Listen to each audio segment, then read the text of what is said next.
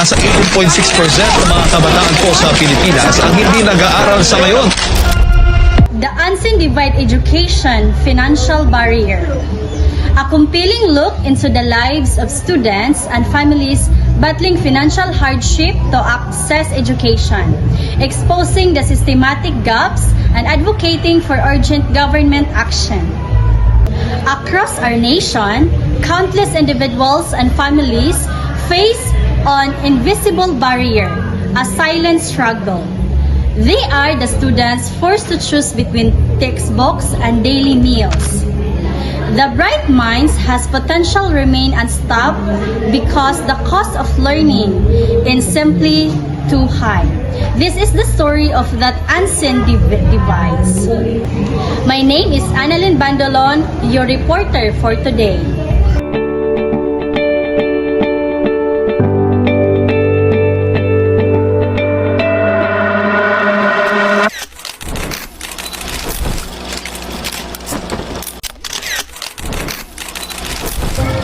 Hi, what's your name?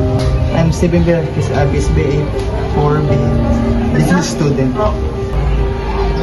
How does it feel nga dinhi ka nag-eskwela sa Bukso and kabalo ka nga ang free tuition pero ga-struggle gyapon ka financially? For me, this is good mag-eskwela pero makaya man basta na-argue kay mga diskarte sa ginagawa. Kung mo trabaho ka or mangita kag support from your parents or sa ibang tao. And thank you, Steve. As a student, naka-survive ra ka or galisod ka financially? Naka-survive ako pero galisod gyapon financially. In what aspects? Siguro sa part sa mga school expenses like tuition fees, tapos transportation, and of course as a student, dapat ko yung mga personal ones. Though, ga-provide akong parents ako financially, but still, dili siya enough. That's why, ga-struggle ko financially po. And then, para ma-ease akong struggle financially, gapangita ko part-time job para makatabang po sa kuha. Since galisod ka financially o kanang nanakay part-time job, gaka-apekto bang imuhang academic performance? So, ang pag-balance sa different roles like kanang estudyante ka, trabaho, dili gid siya sayon. When it comes kung na ba siya effects academic performance, oo na siya. Pero it doesn't mean po nga poor na pud kayo akong academic performance. Dapat yan siya sa average. Thank you for your time and participation.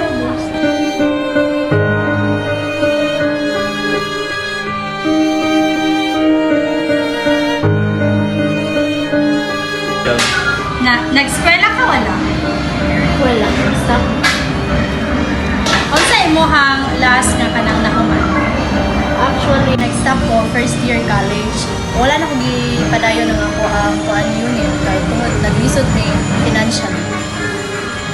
Kung tagaan kang opportunity nga eskwelahon ka, eskwela pa ka? Of course, mas eskwela ko. Siyempre, handa kay pamandoy isa pa. Opportunity on way na kaswat. So, go na ko alam. Thanks, Well, I think that's all for today. Thank you for your time and participation. Scholarship this morning so nalatay pagpilapan sa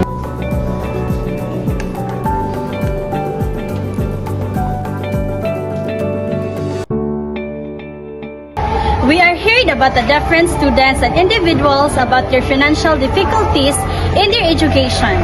I suggest that the DSWD must address this problem by having a new system of cash assistance of every student enrolled in tertiary and secondary education. This new system that the government prioritize equitable education funding to DSWD, that every enrolled students must have own students card that support initiatives that provide direct assistance to struggling students and families. I suggest to advocate policies that truly make education a right, not a privilege. Our future depends on just on what we teach, but on who we allow to learn. Let us ensure that no child dream is extinguished by the weight of these circumstances. Let us build a nation where every mind has the chance to shine. The time for change is now. Again, I am Annalyn Bandolon, your documentator for today.